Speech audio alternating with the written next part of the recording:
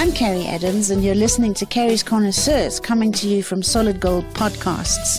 Here we talk to the movers and shakers, the drinkers, the dreamers, and all the people who make it happen in the liquor and luxury industries from around the world. Today I'm chatting to Larry Whitfield, who is in the studio from Oost Farm. And the reason I'm chatting to him is because he is the owner of Loxtonia Cider, and there's a little bit of news that everybody needs to hear. Larry, hi. Thanks for joining me on Carrie's Connoisseurs. No, thank you. It's a great pleasure to be on your show. You know, I was trying to remember, have I spoken to you before? Have we done an interview before? I'm sure we have. We have. So I was busy trying to think of something that I could tell the listeners or the viewers that was rude or embarrassing or something that would make them laugh and remember you, but I can't remember what we spoke about. I think we were just speaking about your cider because you'd won an award in London at some stage. I think that's what it was. That's quite correct. Let's remind everybody about Loxtonia Cider. It's a family business of how many years? Well, firstly, it took us about 5 years to come up with a crispy apple cider of ours, and it got to the stage where my daughter said, "Dad, you got to go for broke, or you just got to drop it." And anyway, we went with it, and it was very well accepted in the market. So that took 5 years to develop, and because it had to be wow, it had to be something different. We drove orchard to bottle, which is just not done in this country. The guys are playing in the highway of concentrates, and we're playing straight out healthy out the orchards and straight into our cellar. Very similar to the wine trade and wineries, how they're scattered all over South Africa. So all these cider cellars scattered all over the UK, the States, Europe, Australia, and New Zealand, but not in South Africa. It's just not done here. I know, cider has never been a hugely popular drink here, and yet having said that, I know that Hunters and Savannah, and I know that you're going to balk when I mention those two names, because they're not really cider, are they? But they have a massive following in the market here in South Africa. Well, South Africa is the second largest consumer and manufacturer of cider in the world market. So absolutely, we're a very uneducated market, and a lot of people have got to the stage where it's just good marketing of distill, and people are drinking Hunters and Savannah, and you ask, have you tried a cider? And they said, no, they don't drink cider, but you say, are you drinking Hunters Savannah? So that's where we are today. So we got a lot of work, especially on our premium product, orchard to bottle. We're playing on our own highway, and we don't talk about our opposition whatsoever. Yes. So a quick sort of reminder to me, what were you doing on Oost Farm before you were growing apples and making cider? Why did you choose cider? Well, I'm an apple man, and we grow apples for the export market. And we supply the UK, Canada, Far East markets, Europe with apples. And the supermarkets have just got tighter and tighter with their regulation and regarding how apple must look on the shelf. And we pack our own apples, and there's a certain percentage of fallouts that go to the juice factory, and a percentage of the tree as well that also goes to the juice factory. And one day I just saw this long queue at the juice factory, and there was a tanker filling up with concentrate. And I asked the guy, where's that going off to? He says, no, it's going off to distill. And he says, no, it runs 24/7 over here and it takes concentrate. And I said, well, jeepers, this must be some market for us. And I went into it, and I just said, why is no one else doing it? 30% off the tree is third grade. Then I started, with the travels. Then I started opening my eyes and going off to the States, Angry Orchards, phenomenal concept of cider in America. And then you go to Europe. I mean, southwest of London, you've got cider Mecca. It's the largest producing cider country, and there are lots of little mills and cider mills, and it's a flourishing industry. And I remember when we lived in England, I lived there for a bit, and we always used to say Somerset, where the cider apples Somerset, yeah. And it's beautiful. It's absolutely slap bang in the middle of the Cotswolds, and they produce some of the most delicious cider. So, and then of course France is famous for its cider as well. But if we're moving on, so you decided that part of your apple farming was going to be cider, which is quite clever, really, because as you say, who's happy to throw away a third of their production when they don't need to? You can sell it for a lot of money if you make nice cider. Did you have to then install a whole cider plant? How do you make cider? That's where we have to start, and that's the big question. And that is the $1,000,000 answer lies in that. You don't have to give away all your secrets. No, not at all. Not at all. The barrier to entry is capital, and high capital, and it took me a long time to actually turn the figures over and make sure that it's actually going to work, and also having the right product to go out into market and know what type of product you actually want to put out there that is going to be absolutely premium. It's got to wow people, and all the senses have to work. You have to get it looks right. I sent my daughter over to the UK to have a look at all the labels. She studied a lot of the labels. She came back and she designed a label. And that same year, we won the International Cider Award for labels, for cider labels. Oh, wow. So it was in I think around about year 2020. It was the cider label of the year. So we won that. Now we got the looks right. Now that's just 1/10 of what you need to achieve. Then it's the contents in the bottle. You got to get your taste. So as someone opens the bottle, you've got the looks now. You need to get the taste right, and you've got to get the sound right and the smell right. And once you've got all those things right, you've got a product, and it's got to be a wow product. And it's the youth today are looking for something that's got a lot of honesty. And you got to look what they want, and a label's got to be right. Your product has to be right. You need to get vegan friendly, preservative free. I know. I was going to ask you. I mean, that's gluten free. You have to give them what they want, and you got to put yourself out there, and you got to put your label. You got to put your name behind the label, which is, and then you got to give it full backing, and that's what we have done.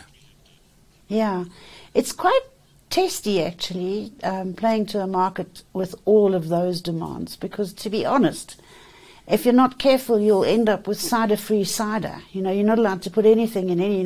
We got pizza-free pizza and meat-free meat. It's just crazy what's going on at the moment. I mean, you just, as you say, the standards that are required are so high. Is yours a brown cider or a blonde cider? Because I know that you get a whole lot of different types of cider, don't you? What do you classify yours as?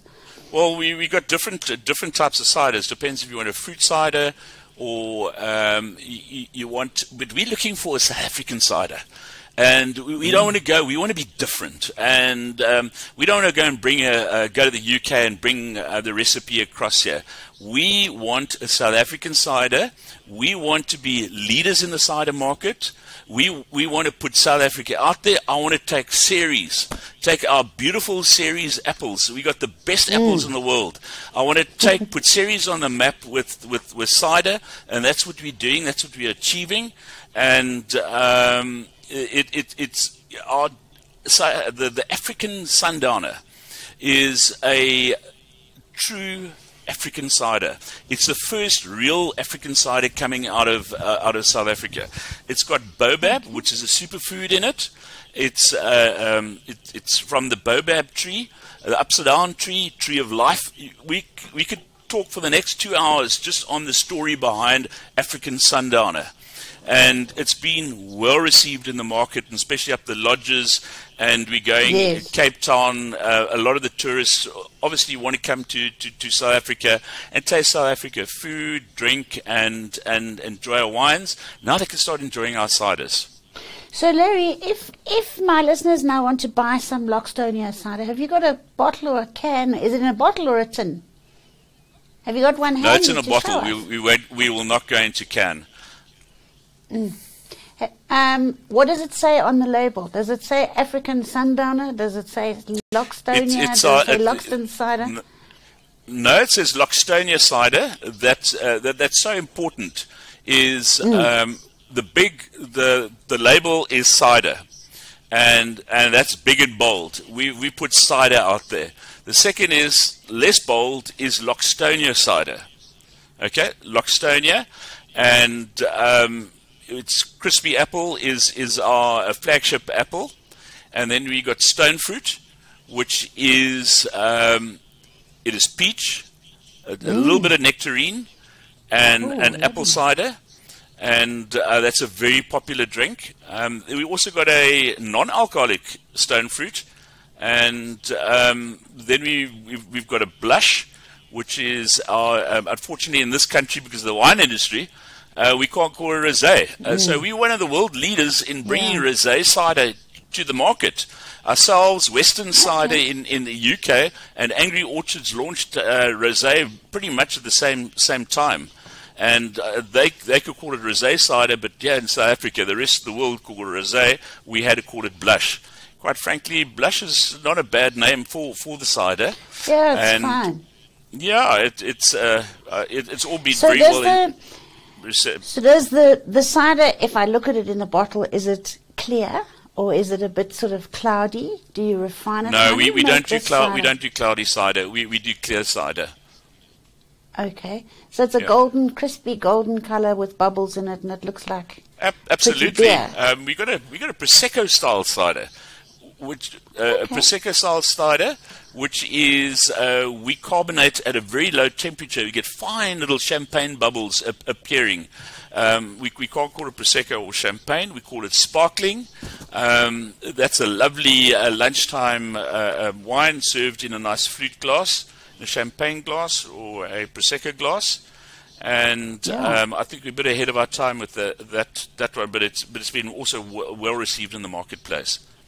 And tell me, what sort of percentage of your production is being exported?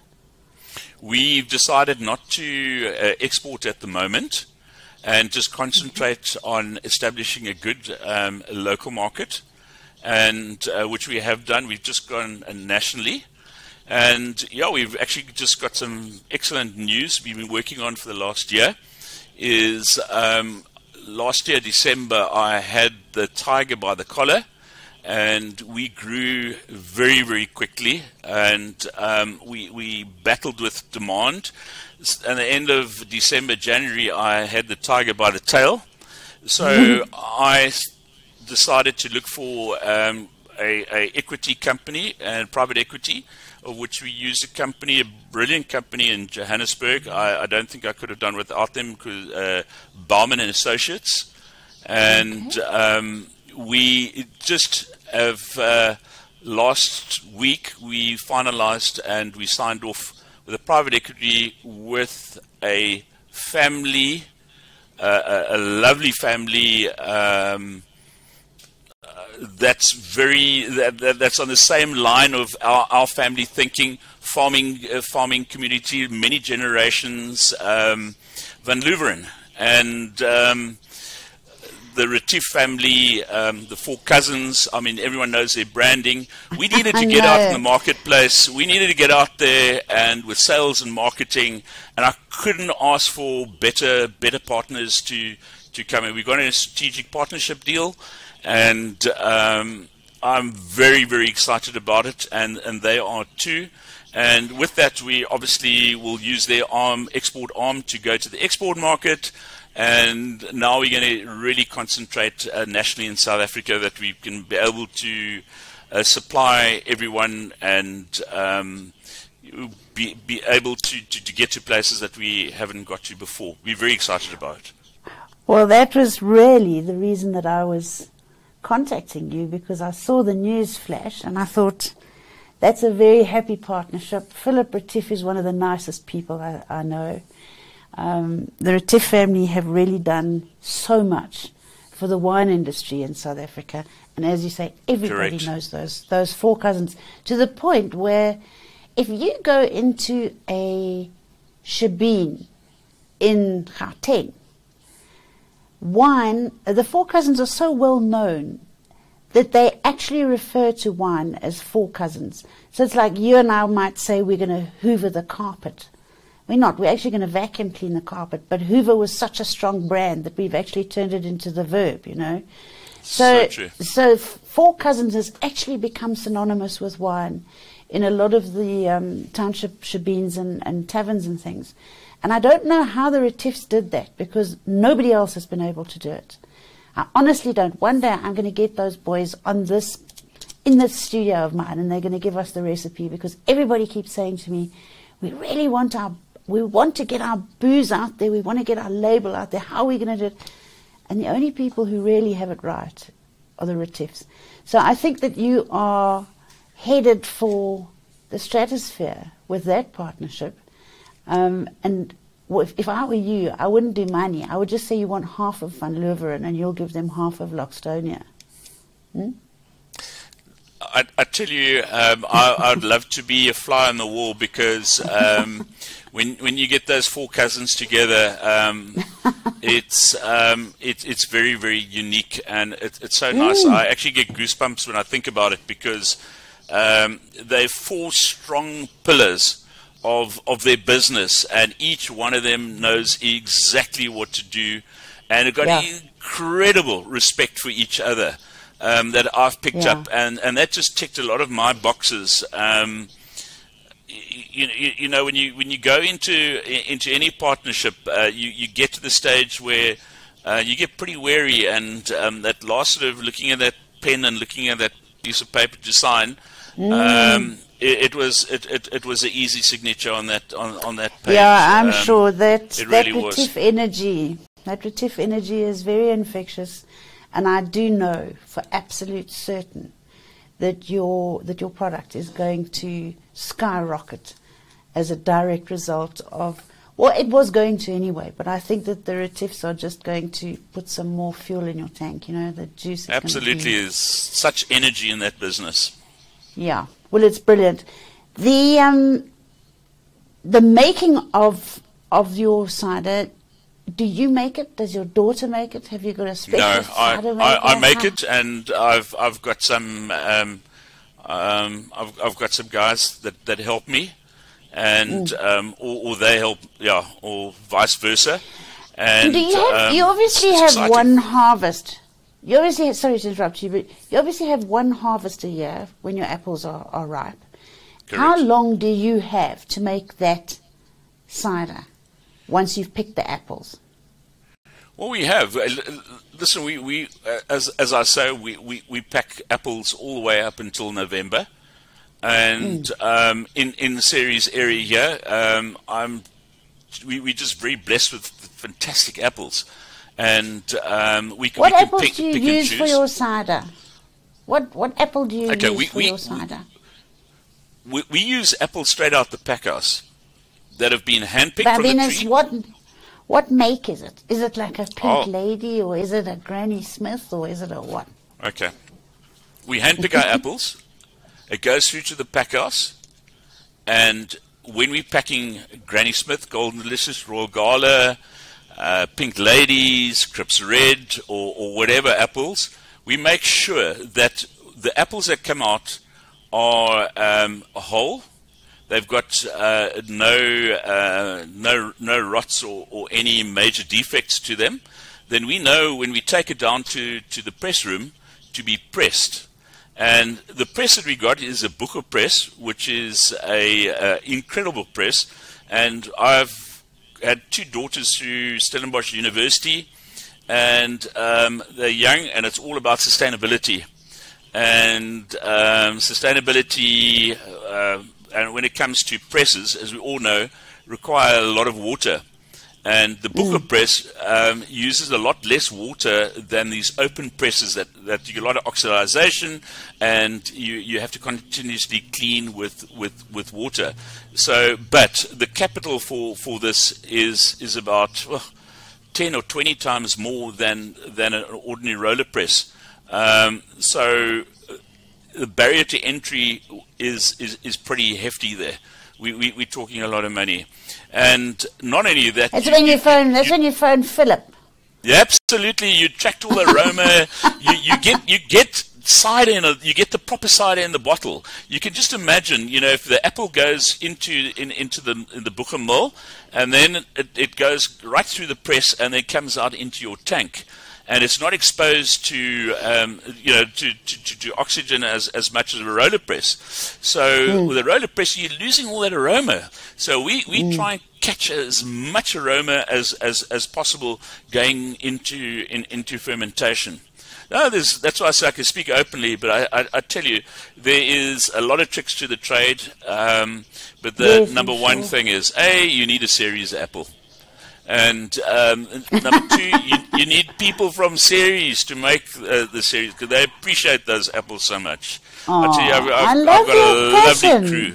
lovely crew here and back on the farm, and we've managed to actually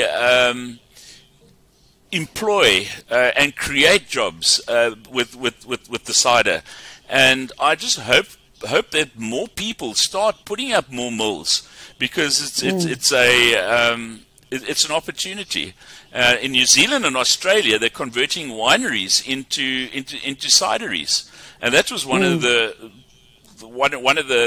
tick boxes that should I do it or shouldn't I? But why are other people doing it? Why no one else is doing it in South Africa? We're the first proper cider mill. I think there are a couple of people who would love to have a little boutique cider mills, just like they have in the UK, but the economies of scale are such, I'm sure, that you can't afford to do that, really, can you? Because then it's a completely handmade product, and you can only put out a few liters of the stuff every year. You certainly can't make a living out of it like that, I don't think. Kerry, one needs to you need to do your business study. Your business plan is critical now. If you look at all the craft breweries out there at the moment and where they are and why they're struggling, and now you want to open up a little cider like the craft is, I think it's slowly on the way out, or there are well-established craft guys at the moment. They've got the established market already, but if someone to try and enter now, it's pretty difficult. You have to have something unique. And what if anyone listening out there, go travel, go open up your eyes, see the rest of the world, and see what's happening out there. You'll be amazed, and bring back something to this country that you can do something with. That's what I sent my daughters out. Both of them are in. My one daughter has just subsequently left us, and my eldest daughter is with us at the moment. She does all the social media and marketing of the cider. But it's so important. Open your eyes, get out there, and see and bring something back to this country to do. And Larry, lastly, with the advent of your new partnership, is the name going to change? Are you going to put Loxton with Tiff on the label or anything like that? Nothing is going to change. You're not going to put Five Cousin, not Five Cousin. No, and me the ugly cousin. Nothing is going to change whatsoever.